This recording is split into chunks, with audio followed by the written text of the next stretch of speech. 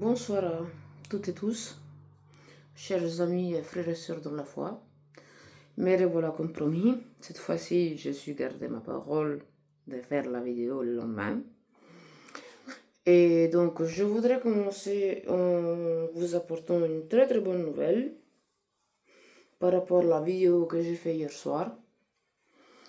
Il n'y a pas eu de messe noire à Valence, grâce à Dieu. Nous, notre Seigneur Jésus-Christ.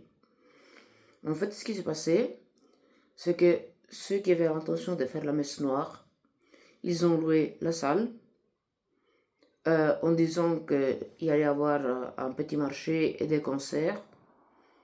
Et par après, sur leur site, ils ont mis qu'il y allait y avoir une messe noire et que c'était ouvert à tout le monde.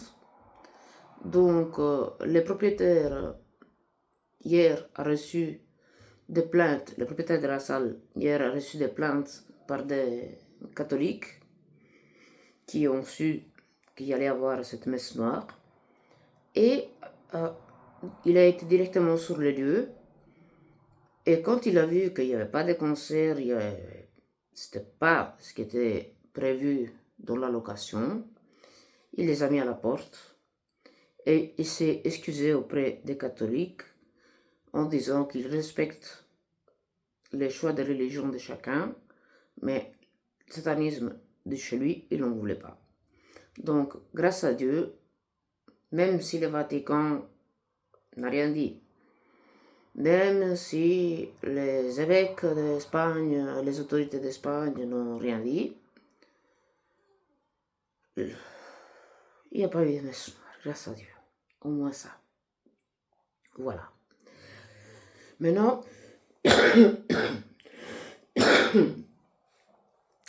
donc moi j'ai fait la vidéo hier soir parce que je l'ai su directement hier soir, mais aujourd'hui j'ai reçu la nouvelle qu'il n'y a pas eu de messe noire, donc voilà, rendons grâce à Dieu et merci à tous ceux qui se sont unis en prière pour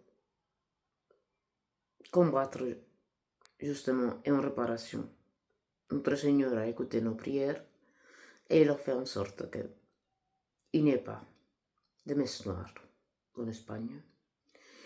Donc maintenant, je voudrais vous donner quelques dernières nouvelles, une bonne partie desquelles sûrement vous connaissez déjà. Mais je voudrais vous faire un petit résumé pré-Prévost. Donc avant Léon XIV. Tout le monde se souvient de Bergoglio, alias Pape François. Et dans une occasion, Bergoglio, il a dit que la Via Crucis qu'il portait en poche, en format de poche plaqué or, il a montré même aux caméras, c'était la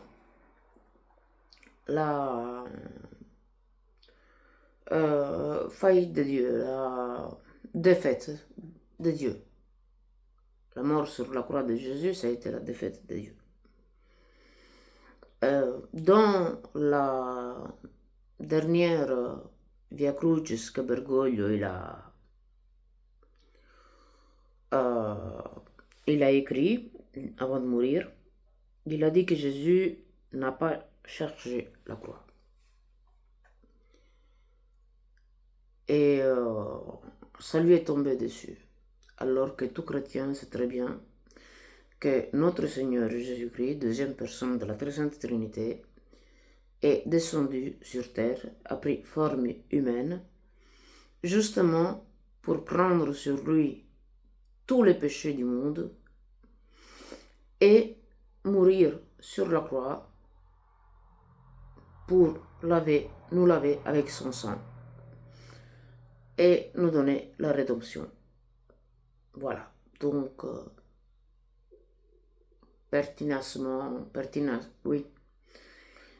il est pertinent dans il était pertinent dans son hérésie, dans son apostasie. Je vous ai déjà dit toutes les blasphémies, les offenses à notre Seigneur Jésus-Christ et à la Sainte Vierge qui sont sorties par sa bouche. Mais il ne faut pas oublier que le 19, que dans le 2019, en octobre, Bergoglio a intronisé la Pachamama au Vatican avec l'excuse de l'inclusion. Voilà. Il a fait une procession dans la cathédrale de Saint-Pierre jusqu'au jardin du Vatican où ils ont fait un rituel satanique, ésotérique, et où Bergoglio a fait adorer ses fétiches idoles payants, la Mère Terre, qui porte un enfant dans le ventre et dont on fait des sacrifices humains, même jusqu'à aujourd'hui, au Pérou,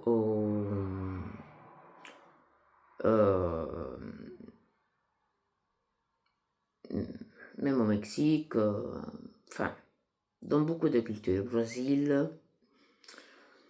Et avant de mourir, il a interrompu une messe dans la cathédrale de Saint-Pierre en se présentant en chaise roulante avec un pantalon noir, des pantoufles, une maille en laine, comme les personnes âgées, et un poncho péruvien qui bizarrement est tout à fait le même de celui de Prévost dont on le voit dans certaines photos. Il décède, il y a les conclaves. On a un jour, chose que rarement est arrivée dans l'histoire de l'Église catholique depuis que les conclaves existent et il a été instauré. Voilà, donc, Prévost. Et qu'est-ce qui se passe?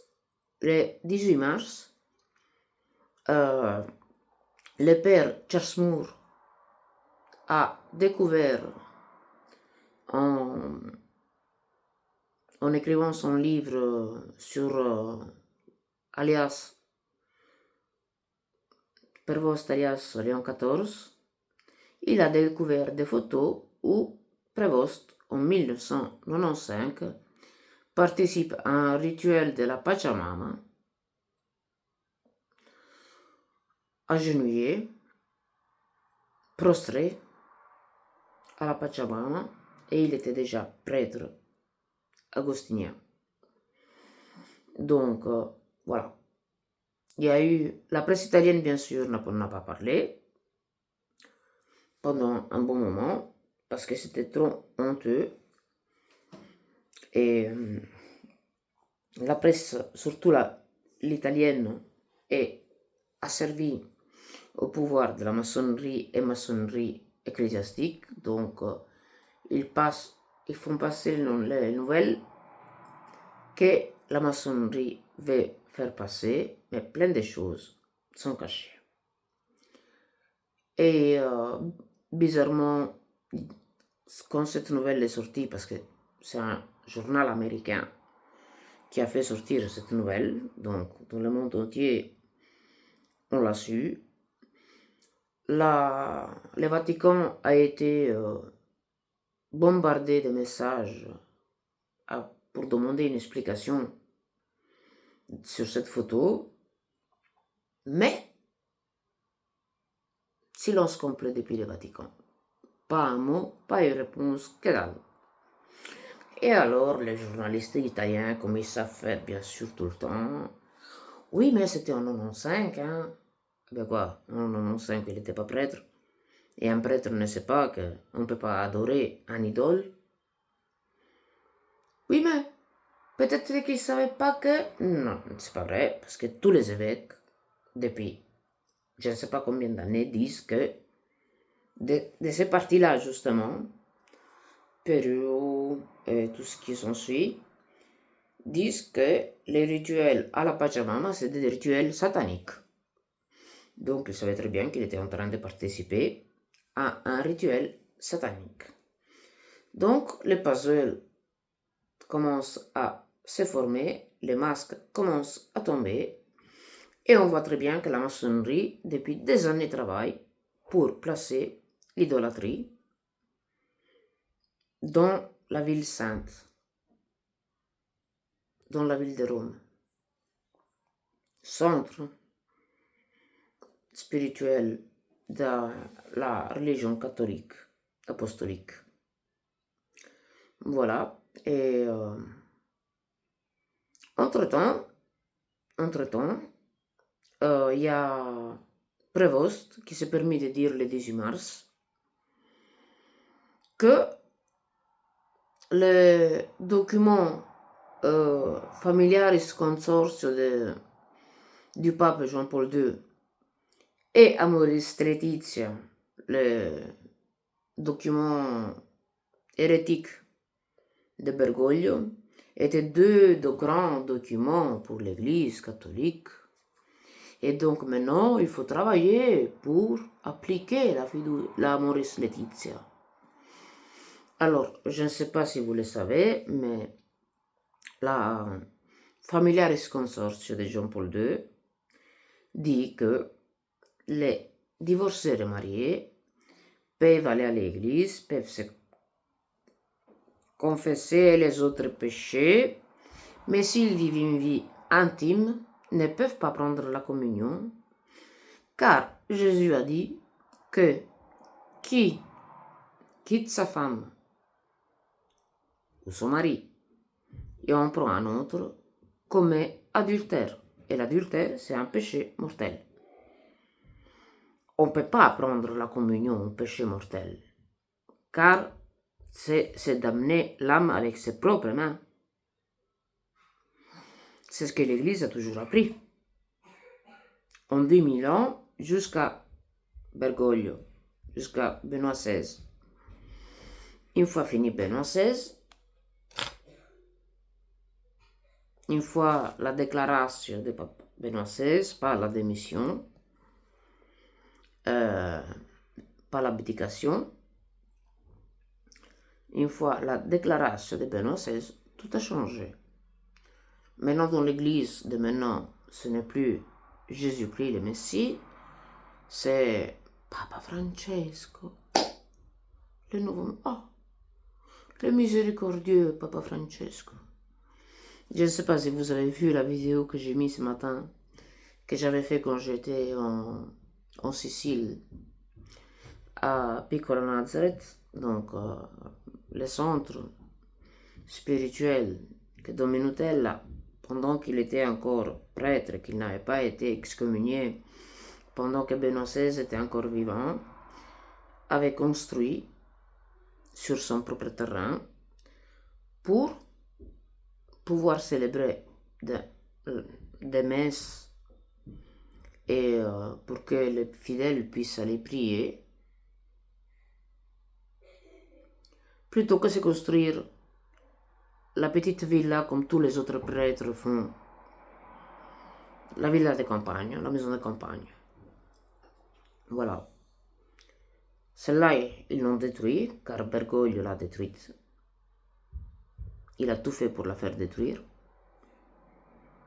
Pour un abus cadastral de 20 mètres carrés. Alors que juste à côté, il y a des villas royales, qui sont complètement abusifs. Mais là, on ne les touche pas. Domino Nutella parce qu'il est persécuté, parce qu'il a dit que Bergoglio, ce n'est pas le vrai pape, car Benoît XVI n'a pas renoncé au munus, comme le droit canonique le veut, excommunié, Piccola Nazareth détruite, et maintenant on se retrouve avec la tonnelle que vous avez pu voir dans la vidéo que j'ai publiée ce matin. une très grande tonnelle, mais une tonnelle, voilà. Nous, on a ça comme centre de prière, ou sinon on doit se réunir dans les hôtels, ou bien dans les maisons familiales. Voilà. Et donc, Prévost, il met le document de pape Jean-Paul II, un document chrétien, catholique, avec un document complètement hérétique et qui met énormément de confusion ensemble pour toujours se payer de la tête des gens comme il a fait son précédent, cher mes prédécesseurs, car lui il n'est pas le prédécesseur de Benoît XVI, de Jean-Paul II, non, lui c'est le prédécesseur de son bien-aimé pape François. Et donc il a dit qu'en octobre il va commencer à travailler pour la... excusez-moi, je vais dire bonne à ma fille, juste une seconde. Ciao amore. Ciao. Sogno d'oro, dite la preghiera, ok? Ciao. Allora che fare questa mia. Dai, vai. Cammina, grazie, per favore. Dai. Excusez-moi, elle a raison. Voilà. Donc, comme je vous disais, il a réuni les documents d'un vrai pape, un vrai document catholique, avec un document hérétique et qui porte beaucoup de confusion ensemble, pour que les gens puissent penser qu'il y a une continuité quand il n'y a aucune continuité. Un dit que selon les Sacres Écritures, on ne peut pas, et l'autre il dit, oui, bien sûr qu'on peut. Donc, première petite chose du cher et tendre Prévost. Puis, après cette histoire de Pachamama et tout, le cher Prévost, alias Pape Léon, a dit dans une lettre envoyée aux cardinaux français, rien qu'à le dire, excusez-moi, mais j'ai l'estomac qui se révolte complètement. Il faut avoir un acte de miséricorde pour les prêtres pédophiles. C'est sorti en première page dans Il Giornale, un des plus grands quotidiens italiens. Donc les papes demandent un acte de miséricorde contre les pédophiles, les prêtres pédophiles. Déjà quand il était évêque, il a couvert 2 prêtres pédophiles, dont un a été jugé coupable car l'évêque qui a suivi Prévost a réouvert le cas et un des deux, c'était sûr et certain qu'il avait commis des abus sur mineurs et il a été arrêté.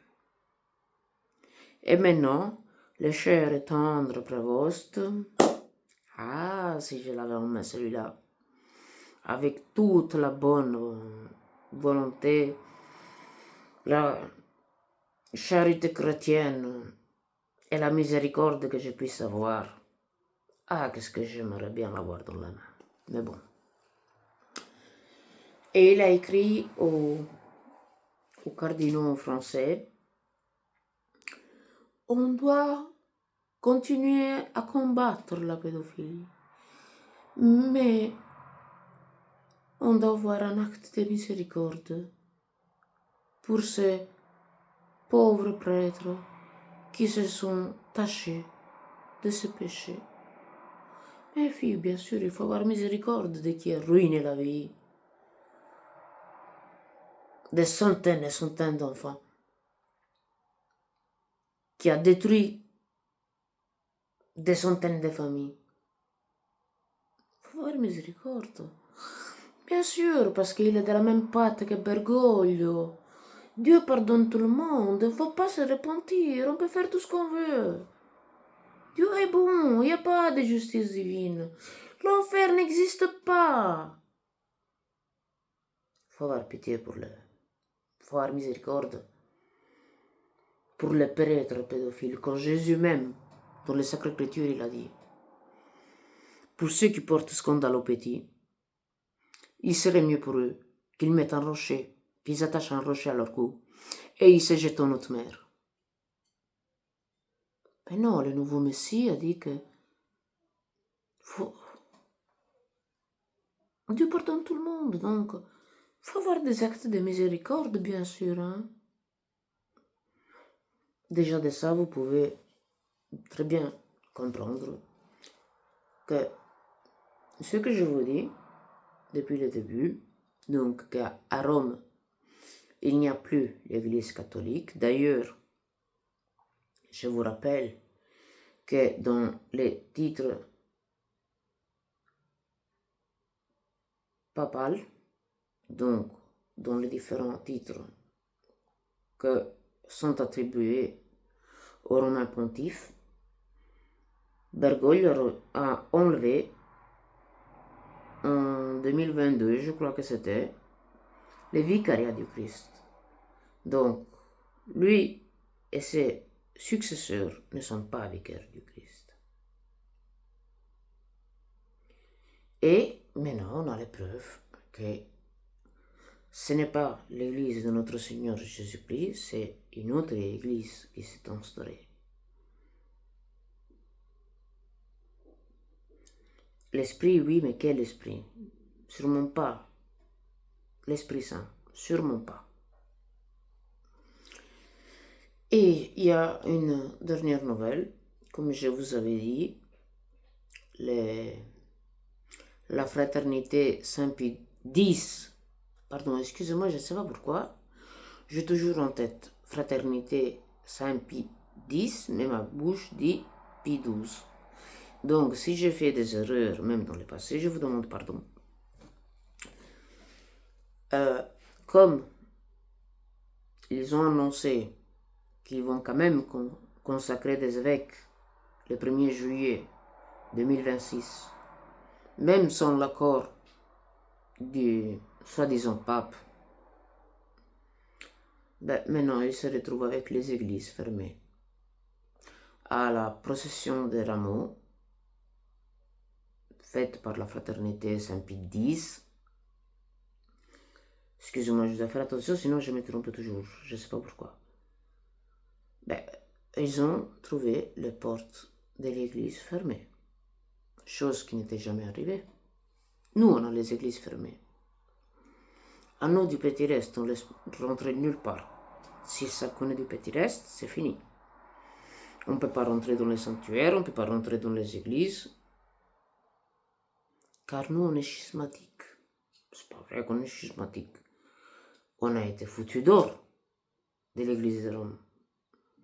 Nos prêtres ont été foutus d'or de l'église de Rome. C'est pas eux qui ont laissé le sacerdoce. C'est Bergoglio, avec son immense miséricorde, qui les a tous excommuniés et réduits à la terre légale. Prévost il a continué son œuvre en réduisant à l'état laical Fra Celestino de la Croix, le frère franciscain sacerdote qui est dans le petit reste. Il a été réduit à l'état laical, mais bizarrement, c'est une coïncidence, hein? C'est une coïncidence. Fra Celestino, il vivait dans le couvent de Pettineo en Sicile. Pendant que les prêtres de Pettineo donnaient la nouvelle aux fidèles que Fra Celestino de la Croix a été réduit à l'état laical, la terre a tremblé. La terre a tremblé. Et il y a eu un tremblement de terre avec épicentre Pétinéo de 3,8 de l'échelle de Richter, comment ça s'appelle. Donc, pendant que les prêtres donnaient la nouvelle que Frère Celestino était excommunié, il y a eu un tremblement de terre à Pétinéo en même temps.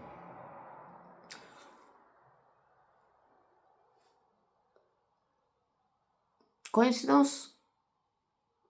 Signe du ciel? À vous de juger. Et maintenant, les léphrériens, donc la fraternité Saint-Pie X, ils sont en train de dire les mêmes choses que nous on dit depuis des années et des années. L'Église de Rome chasse ceux qui veulent rester catholiques et fait rentrer tous les autres. Nous, ça fait des années qu'on le dit. Et on a été persécutés par les hommes et par l'Église. Enfin l'Église, par le Vatican.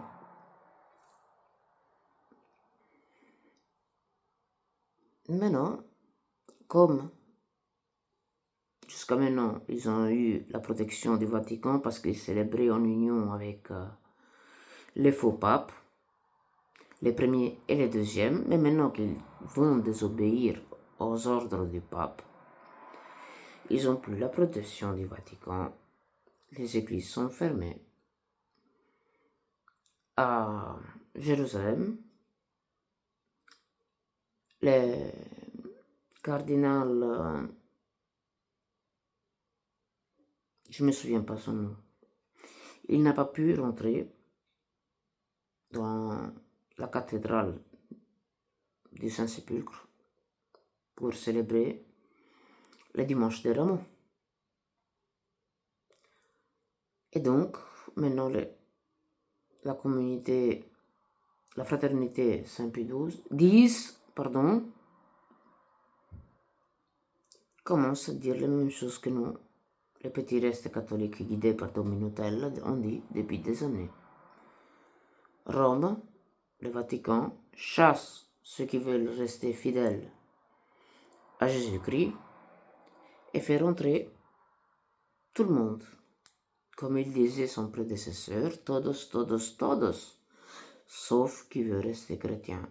Car maintenant, le Messie n'est plus Jésus-Christ, mais Papa François. Ils font les processions, les cardinaux, à la tombe de Papa François. Prévost, il a déjà été 5 ou 6 fois à se recueillir en prière et en adoration chez son cher Papa François. Et Jésus-Christ, il est juste utilisé quand ça leur convient. Donc voilà. Maintenant, on va voir le déroulement de la situation avec la fraternité Saint-Pie X qui va se schismer en consacrant des évêques pour le salut de l'âme et pour la continuité de l'association apostolique, car c'est vrai qu'il y a presque plus d'évêques qui ont été consacrés par Jean-Paul II et par Benoît XVI. La plus grosse partie, c'est des évêques qui ont été consacrés par 2 antipapes, par 2 faux papes. Donc maintenant, qui a raison? Tout le monde s'est toujours foutu de la gueule de Dominutella, ils l'ont pris pour un gourou, pour un sectaire, pour un fou, pour un... Mais finalement, après 9 ans, la fraternité Saint-Pie X commence à parler comme le petit reste catholique. Donc, voilà, avec ça, j'arrête les nouvelles. Je ne vous parle pas des nominations qu'il a fait. Il est en train de placer les siens partout, partout, partout. Mais ça, laissons tomber, ce sera pour une autre fois. Donc, je m'excuse pour ceux qui pensent que j'ai mis autre chose avant la nouvelle de la messe noire qui allait avoir hier à Valence, mais je vous dis, je l'ai su juste avant que je fasse la vidéo. Je l'ai su, j'ai fait la vidéo pour vous demander de nous unir en prière. C'est pas que j'ai tardé à nous donner la nouvelle, non. Je l'ai su qu'hier, et grâce à Dieu aujourd'hui, il y a eu la nouvelle venant d'Espagne, de Valencia, que ça n'a pas été fait, grâce à Dieu. Donc voilà, je vous apporterai encore des nouvelles bientôt. J'espère de pouvoir être un peu plus présente, même si je ne suis pas encore, si je ne suis pas en pleine forme. Pardon. Et voilà, donc moi je vous souhaite une très très bonne soirée et une très bonne nuit dans le Sacré-Cœur de notre Seigneur Jésus-Christ, dans le cœur immaculé de la très sainte Vierge Marie, notre Mère Céleste, et dans le chaste cœur de notre cher Saint Joseph, protecteur de l'Église de son Fils. Voilà. J'ai oublié, je vous donne rendez-vous à tous le 12 avril à Milan, pour tous ceux qui veulent assister à des sacrements en grâce de Dieu, pas en union avec le faux pape, ni en union avec quelqu'un qui a à avoir, qui est mêlé avec les faux papes. Voilà, donc il y aura les confessions, la messe, et je peux vous assurer que c'est toujours un grand moment d'émotion spirituelle, de joie et de prière intense. Donc voilà, qui veut venir est bienvenu. Ce n'est pas vrai, comme ils disent les ennemis de Don Minutel, que c'est payant, c'est gratuit, l'entrée est gratuite. Il n'y a rien à payer. Donc ça sera à Milan, mais je vous mettrai un post avec l'adresse, la date et les heures. Et je vous ferai un petit, car ce soir je n'ai pas eu le temps car je suis un peu enrhumé, donc je ne suis pas en forme. Et je vous ferai aussi dans la section post un petit répertoire photographique de Prévost en adorant la Pachamama, Bergoglio en adorant la Pachamama, et la comparaison entre les deux. Donc voilà. Avec ça, je vous laisse vraiment. Je vous souhaite une très très bonne soirée, une très bonne nuit. Et je vous souhaite un bon vendredi saint en avance, toujours en union de prière. Et saluez Jésus-Christ et en avant avec Marie. Bonne soirée à tous.